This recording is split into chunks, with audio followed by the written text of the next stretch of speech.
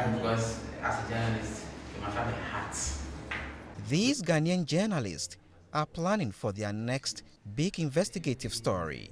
They work for the Fourth Estate, an Accra-based non-profit public interest and accountability initiative by the Media Foundation for West Africa. We work with Ghanaians, we work with whistleblowers who give us information. And so we look at issues and we go deep into those issues.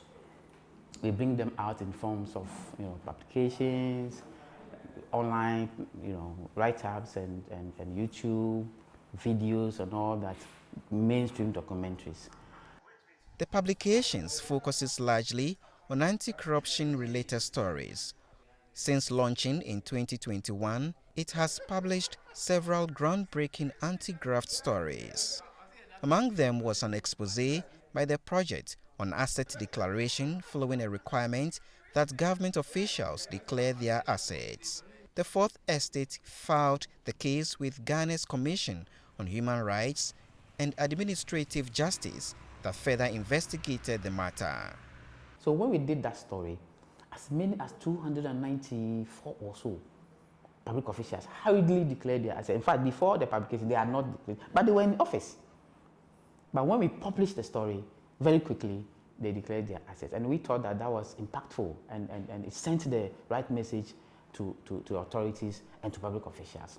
Anti-corruption campaigners say fighting corruption in Ghana has become a daunting task, despite the country launching the National Anti-Corruption Action Plan, a policy document with plans to combat corruption.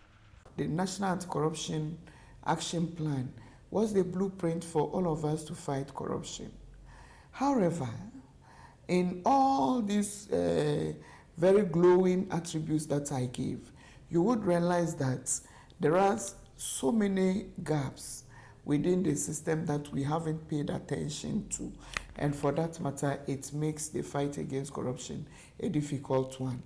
Some of those gaps include weak laws that hinder the work of state institutions mandated to investigate and prosecute corrupt public officials.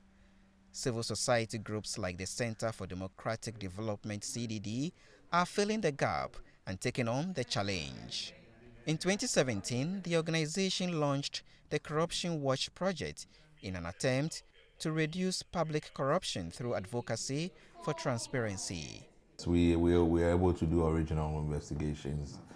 We have actual investigative journalists as part of the team that do the investigation, but we also try to follow up on cases that are alive or cases that we feel have been buried and we have forgotten, that we think we need to revive.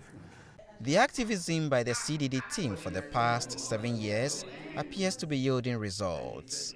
We didn't want the issue of corruption to die and also to be episodic. We just wanted to keep it on the minds of citizens that we need to keep fighting. We need to take an interest. They need to join the fight because we're feeling that corruption was becoming normalized and people felt that, oh, well, that's how it is.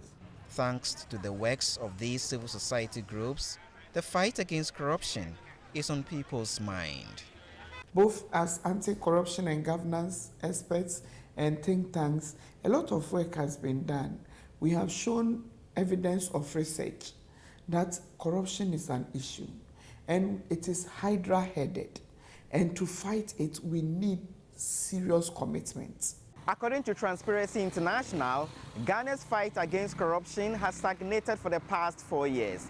In its Corruption Perceptions Index for last year, Ghana scored 0 for the 4th consecutive year, making no progress in fighting corruption.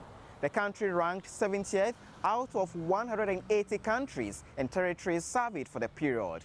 Now, for many analysts, holding corrupt public officials accountable through the justice system would be key in making the menace unattractive.